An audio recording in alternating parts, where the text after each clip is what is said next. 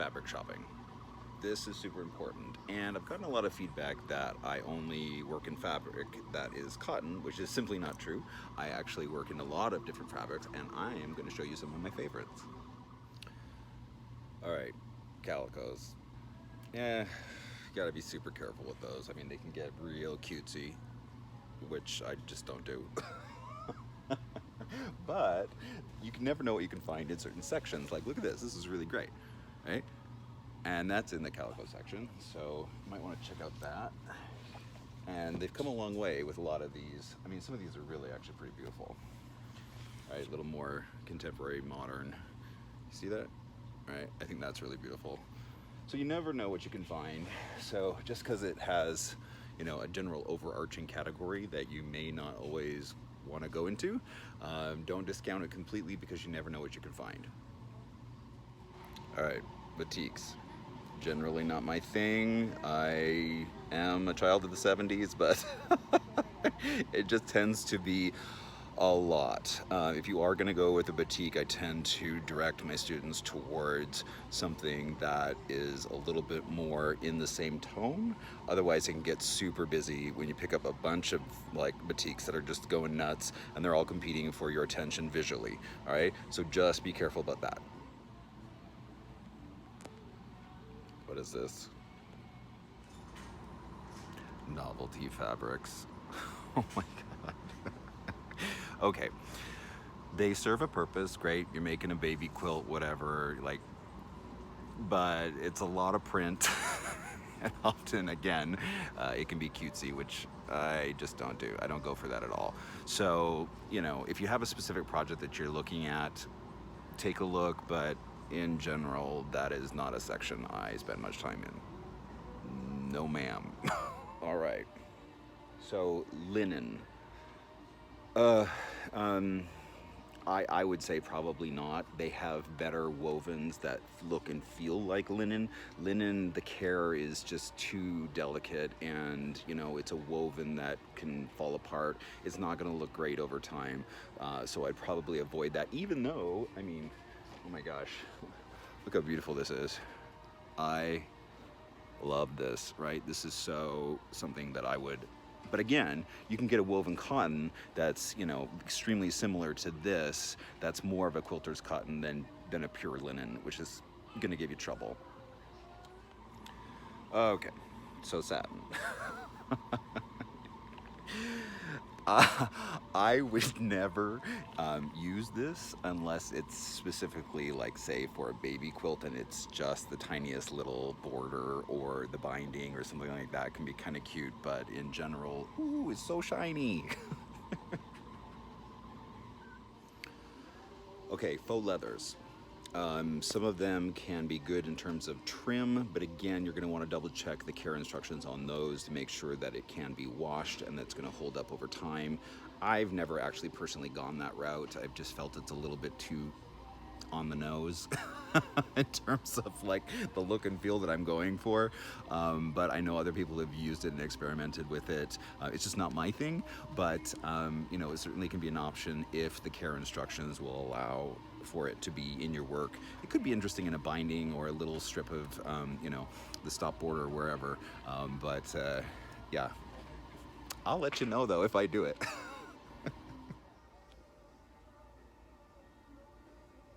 Just say no.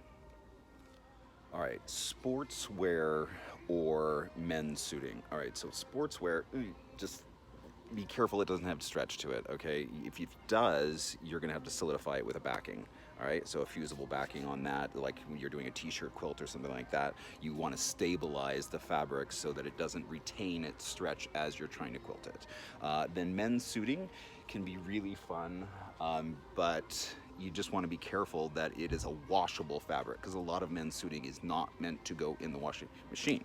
So you're going to want to double check the care instructions on the fabric for that before you buy it. I know it feels great. It often has like really great simple textures, deep rich colors, but again, those are often fabrics that are not meant to be washed, so that would not be great in a quilt. Just double check that. All right. They have a specialty cotton section here, and some of those can be fun, like this seersucker. You know, it's it's the same weight and feel as a regular cotton. It's 100% cotton. You could absolutely use this. It'd be really fun, especially in a stop border. You know how much I love a stripy stop border. But they have other ones as well that are really fun, right? For a beach quilt or whatever, you may want to check out that. Just go to the specialty cotton aisle. And then also down here, they have some denims. Denim, be really careful. You can get really heavy really quickly, and then before you know it, it's like trying to do origami with cardboard. So just check the weight of the denim and make sure that it is fairly thin in terms of as far as denim goes. But yeah, they have some great ones here that have some decorative pieces on them, right? That would be really fun, and it's actually really lightweight, doesn't have stretch to it, denim, and so this could absolutely work. That would be really fun. Now, what I'm also finding in the denim section, check this out, fashion colors, right? This is really great. Oh my gosh, it is denim. It has a lightweight denim. You could absolutely use this, and look at this color. It's really beautiful, right? And it would just give a slightly different hand to the quilt than your traditional quilters cotton. Okay, so something that's kind of silky. All right, again, it's not ideal for our work in quilting. I will say that I have used something like that in like when I'm making Christmas like ornaments or decorations or socks that you're gonna hang. Those are fun little treatments, but again, it's not something that's gonna be washed a lot, and it's more used as an accent piece in the work rather than in the main body of a regular quilt. All right, fashion fabrics. Gotta be really careful. See what they're made out of, see if they have stretch, and also see if they're gonna pill, right?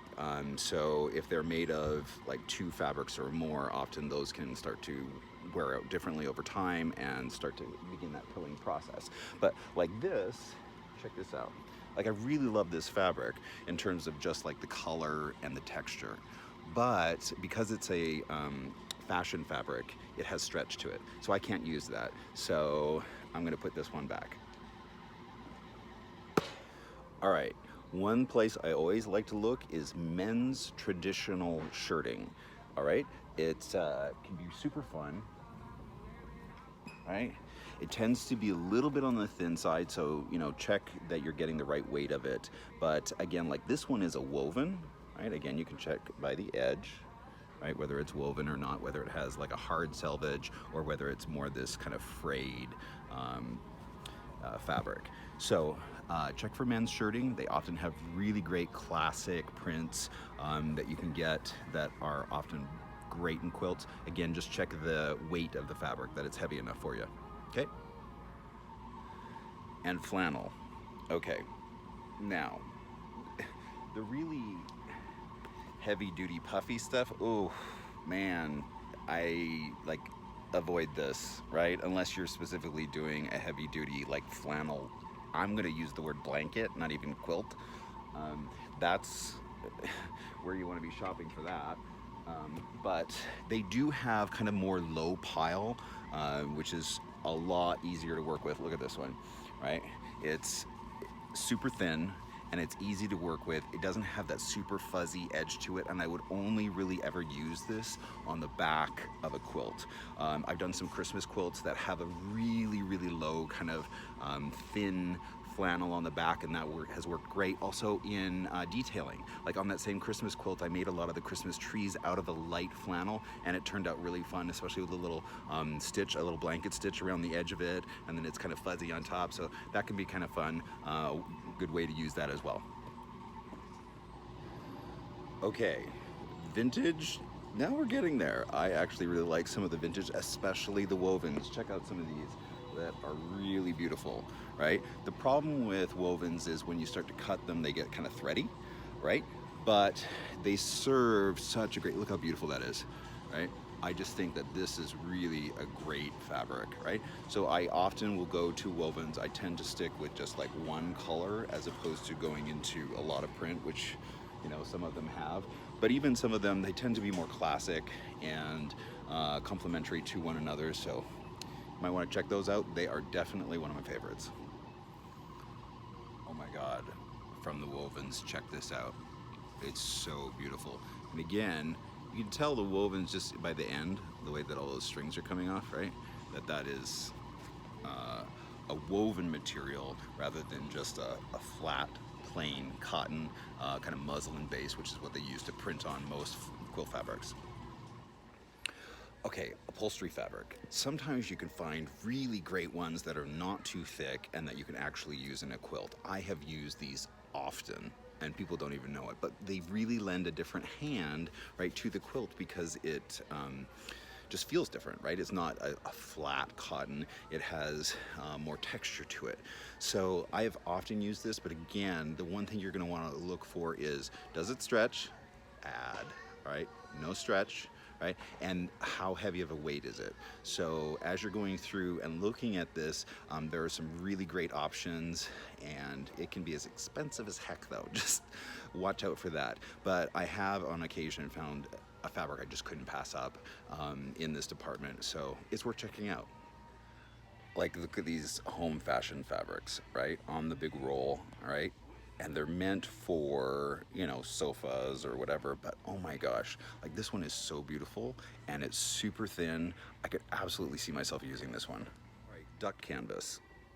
Used appropriately, it's super heavy duty, right? And it can really hold up, but you just want to make sure that you're not using too much of it because it does tend to be a little bit on the thick side and it's not super flexible. But after you've watched it a bunch of times, it does soften up and become kind of nice. This is actually the fabric that I used in my red sets and cross for the borders. So you never know what you're gonna find, and again, the utility of it in terms of how it's gonna wear and how it's gonna function, especially on a border, I find really great. All right, some of the raw muslins are absolutely amazing. Okay, they have a completely different hand. They have the kind of that nubby texture that I really love. All right, and so I will often use a kind of a raw muslin for something like my original Sets and Cross actually had raw muslin. And so you might want to check that out. Another thing that they have here that I'm kind of digging is ticking, right? Like just classic ticking for mattress covers and things like that. Love, love, love this. And then the other thing that they have here in this department is ripstop.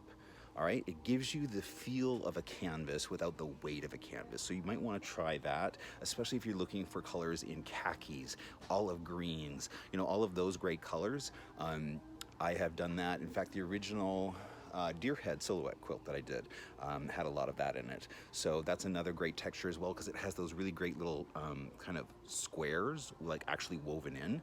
So check that one out as well. Anyways, I hope that this was helpful. Just kind of show you some of the favorite fabrics that I get when I'm fabric shopping and what I look at, because I don't just stick into the traditional quilters cotton. I really explore the entire store. I've experimented with tons of different fabrics. If you have questions, email me and I'll let you know if I've had any experience with a certain type of fabric. And anyways, I hope that this was helpful. Stay tuned.